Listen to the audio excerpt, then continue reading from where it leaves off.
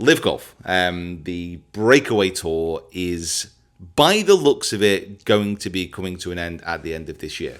It should be said, before we delve in too much to the downfall of LIV, that it is not a case that it has been said definitively that at the end of this year, LIV Golf is going to be no more. It's going to be gone. It's going to be completely gone. That is because it does exist as a separate entity. But as we all know, if you don't know, it does derive pretty much all of its investment from the Public Investment Fund of Saudi Arabia.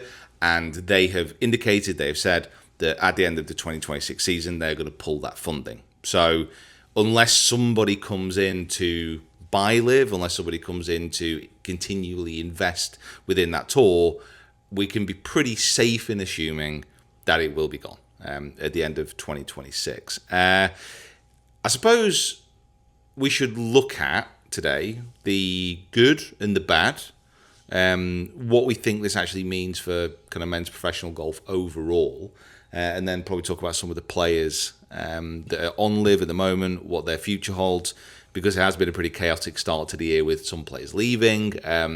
The PGA Tour, for example, offering a way back, which has now passed. So there are a lot. There is a lot to get through.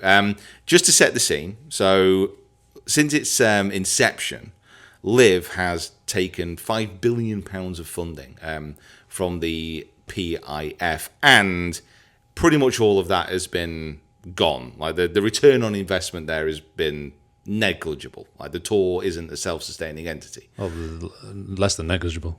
Lost money. It's lost money. So it's lost money every year at $500 to $600 million, and it's never really managed to generate any substantial kind of media rights. It has had a couple of really well-attended events this year, but realistically, from people attending the event, it's never kind of generated too much commercial success that way. The governor of the kind of tour, Yasser Al-Rumayyan, he is stepping down. So he was really the driver from the Public Investment Fund side. And obviously there's been chaos this year with events being cancelled and players leaving. So that's setting the season. It's not a great surprise. It's not a great surprise. I think I was asked the question maybe a few months ago, like what's going to be gone first, either TGL or LIV. And I'm pretty sure I did say LIV. So I think. How does TGL make any money? It's pretty simple, really, as a concept. The thing with TGL compared to LIV is obviously it's a much more of an enclosed entity. It's in a stadium. It's in one place, and they were able to sell the TV rights pretty much automatically because it's a made-for-TV product, and the tie-ins with the tour and the players, the people you're getting on there as well, with Tiger and They didn't have to pay everyone hundreds of millions of pounds to get involved. I mean, it's not cheap to get the players involved, and they are getting paid a lot of money to play, and if they win, especially. But essentially, it was costed, it was funded, and it could. There's a way that you can present that as a business plan and say, okay, this is what is going to happen. LIV stands out, and it is different because it was solely funded by one entity. Now, that one entity, admittedly, pretty much has unlimited money for all intents and purposes. Clearly not. But at some point, even if you have an unlimited amount of something, I am, what's the word? Exaggerating a little bit. The money will run out eventually, but essentially $5 billion to the. No one else would have been able to do this. $5 billion to the Public Investment Fund actually isn't a lot of money, which sounds mental, but it is true. But it's taken them 4 years, and they've finally gone. Well, we're just chucking money in the toilet here. Essentially, any fund, any investment fund in any walk of life is going to have a team of accountants behind it, and at one point, someone is going to say, "Why? What are we doing here? Why are we doing this? Like, what is the end goal here? Because maybe if this year, LIV would have secured it did secure some TV rights, but if it could show and if it could say, okay, the future of this tour is really bright. We've secured our players. We've got great fields. We've got great fans attending every single event. People are really engaged. And in 10 years, we can actually see this growing to be the biggest golf tour or the second biggest golf tour on the planet. And they weren't able to show that. And so the Public Investment Fund, who have other major sporting projects coming up, other things happening like the Expo and the World Expo and the FIFA World Cup, they have to invest their money somewhere. And I think they've chosen now to say, well, we're going to invest it in other places. I think the one of the biggest things that it couldn't shake, like obviously it's lost a lot of money, but in comparison to a lot of the other things that you get involved in, i.e. the boxing, Newcastle, all that kind of stuff, they just couldn't seem to shake the negativity around it, which I think has probably impacted the ability to get investors and all that sort of thing. Yeah, like it's been going for 4 years, and it's still being talked about as like, a negative to go over there, and a negative to be involved, and like the links to the Saudis, all that. Like, I imagine they expected that to calm at some stage, but it just doesn't seem to have, and that's probably the biggest reason why they can't get it going properly. Yeah, I think actually maybe over the last season and a half, I did feel potentially that the narrative around it has changed.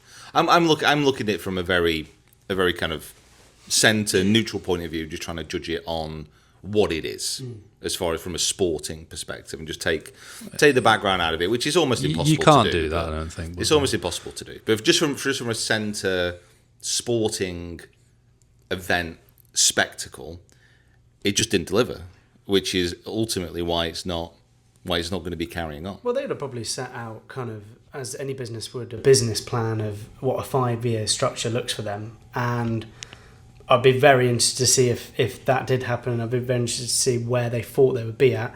They probably thought that they'd be, with the world ranking, that was probably one of their biggest goals straight away. Obviously to get these big players in, big names, to get, this tour to be as credible as it can be. And yeah, the thing that I think it always struggled with, the fact that it had all the stuff behind it, with obviously what you've just said there, but also just the fact that as a actual creditable golf tour, it actually didn't have that, and it's only just got that, and it's only just it's got a very minimalist thing of it, and we don't know where that's going to be in the next. Well, obviously it's not going to be. I mean, it got it in some description, but it got it in the same way that the Saudi Pro League got it, in as far as like it had a thin layer at the top of like world-class talent, and then a drop-off that was so severe you could, it was 100-foot drop to get to the rest of the field. I'm just saying that, like, I think they wanted it to be... Yeah, they wanted it to be like the PGA Tour and deep like that. But, yeah, so like they didn't really get that. I agree with you, they didn't get that at all. It was all on the face of it. It's like, oh yeah, we got John Rahm, we got Bryson, but then like you've also got like name a... Well, yeah, I mean, the actual number of players that have gone to LIV that you've just kind of forgotten about. Like, you forgot who went there. My man, the Moronk. Yeah, the Moronk, yeah. Like, you've kind of just forgotten about Adrian. Yeah. Well, that's the other problem. Like, so many people went over there that had fairly promising careers that just disappeared and didn't do anything. And also, it does come down to, a large part of why LIV, probably won't be carrying on, and why all the players are going to be leaving and going elsewhere. It is down essentially to the money. And, to get these players onto the tour, LIV had to pay exceptionally large amounts of money, unheard of amounts of money, from the world of golf to secure the rights for them to play in the LIV Golf Tour. Now, there was a huge fallout after that happened when players went, from the tours. And, we're not going to delve, because that's probably a 3-podcast special to kind of document all the chaos that happened when LIV came out and started signing players. But what they did is they essentially guaranteed cash for pro golfers to come play on LIV for mostly kind of 3 to 4 year deals, some 2-year deals as well.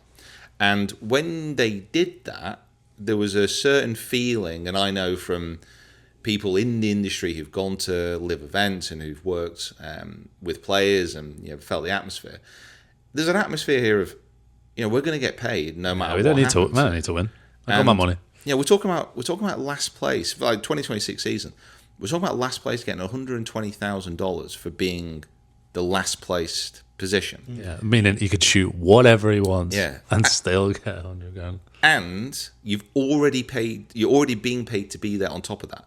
You know, the prize fund for LIV events was higher than any tournament in professional golf, including the majors. You know, we're talking about, what was it, 25 million guaranteed, or it was up to 30 this year, I think. Well, I'll check those figures in a minute, but I'm pretty sure that was it. So, you know, you have massive amounts of cash available for every single event. Players paid massive amounts of money to already be there. And I think you got the buy-in of players like Rahm, DeChambeau, definitely. He felt like he was all in. But like realistically, apart from that, I never particularly got the impression that Brooks or Dustin Johnson, for example, particularly were bothered about what this was.